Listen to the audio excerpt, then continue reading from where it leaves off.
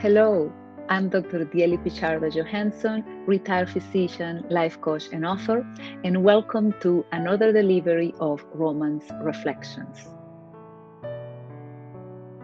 Every fiction story I write is based on a value or life principle. And one of my favorite stories ever is the novel Kiss Me in Italy, because it revolves around the skill of agreeing to disagree, something that I consider crucial for all relationships, whether romantic or not. Max and Chloe are as incompatible as two people can be. Chloe is a holistic medicine physician raised by hippies who believes in energy healing and chakra aligning, and who is a passionate vegetarian and a half hearted vegan. Max is a physician researcher who believes in the conventional medicine and the FDA, wants nothing to do with energy healing, and is a passionate lover of meat and dairy, especially cheese and gelato. And we have tons of fun during the novel watching them banter about gelato and the vegan diet. Max is someone who takes life very seriously. He is a researcher, he is a serious scientist, and he truly believes that the best thing he can give to his patients is traditional pharma. And we have on the other side Chloe, this holistic physician who is a passionate of natural medicine and chakra alignment and spiritual treatments. And she believes that that's the best thing she can give to her patients. So we have these two people together who are very good hearted and loving and excellent human beings, but they cannot agree in anything. And everything that happened in the story became a metaphor for finding the common ground among the differences.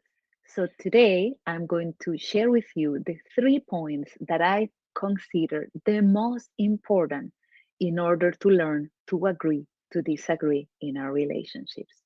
Ready? Here I go. Point number one: we are put in each other's lives to grow. It is very well known in human psychology that as we grow up, there are traits of our personality that we suppress, either because they are criticized by our parents or rejected by society, and we create a personality that is incomplete. We don't allow all of us to develop.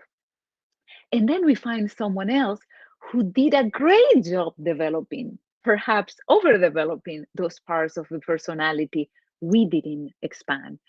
And we feel drawn towards them. And it's all in perfect order because we get attracted to each other. The thinker feels attracted to the feeler. The extrovert feels attracted to the introvert. The intellectual scientist like Max in the story feels attracted to the hippy dippy, airy lady Chloe in the story.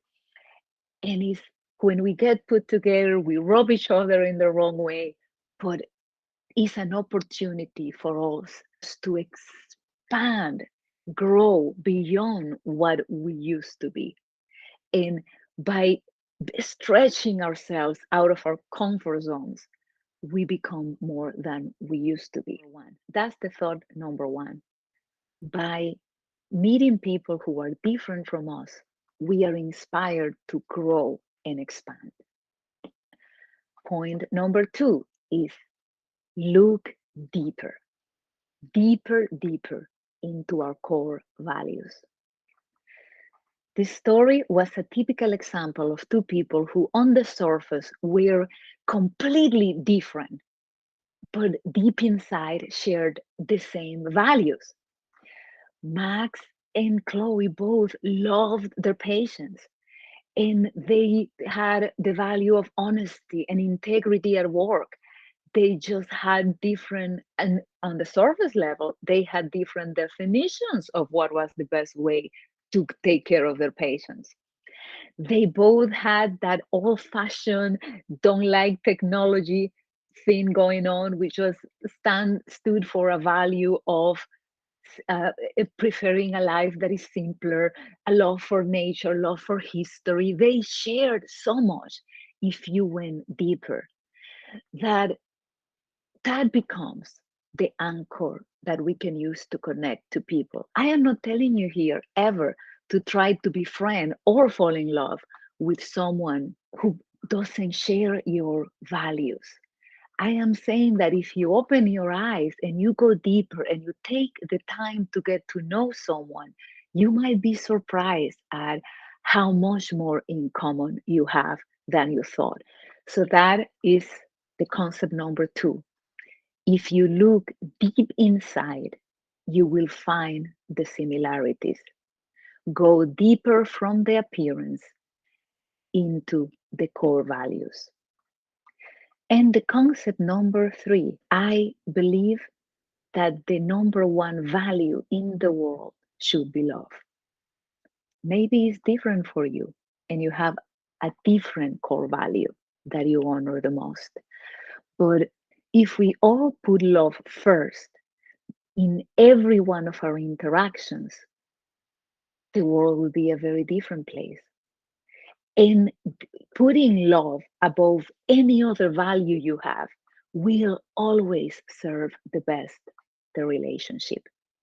My typical example of that is among my friends and loved ones who are pro and against vaccine.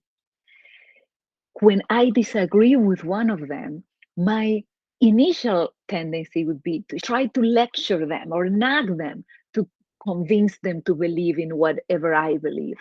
And that would be honoring my value of integrity and my value of believing in what I consider truth and right. And those are wonderful values. However, my number 1 value is love. If by nagging this person in front of me, if by berating them, I am going to be making a disservice to my value of love, then there's no point on doing it. That has made my life so much easier. Whenever I am faced in a situation when I have to choose between 2 values, I always choose love first. Do I want to be right or do I want to express love? Do I want to get my way and do I want to express love? Every every conflict can be made easier if you always remember to put that value first. So that was point number 3. Know your values and choose to put the value of love always first. I hope you enjoyed this video. And I am celebrating this week that Kiss Me in Italy is finally available on paperback. I had a lot of fun writing that story because I wrote it in the middle of the political campaigns. I had in my life people who I absolutely loved who were Democrats, people who I absolutely loved who were Republicans. And I could see the beauty in them while they were attacking each other and fighting against each other. And that's how the story started taking shape in my mind. This would be an excellent gift to give to someone you love who needs to have a great time and laugh and learn some lessons on agreeing to disagree. It is also my excuse to explore some of the most beautiful places I've been in my life. Starts in beautiful Rome and then takes you through breathtaking Florence, Sorrento, and ends in unforgettable Venice. I hope you enjoyed this video. If you did, feel free to share, repost, and you know how to get me. Email me if you want any topics to be discussed in these videos. Have a nice weekend. Bye.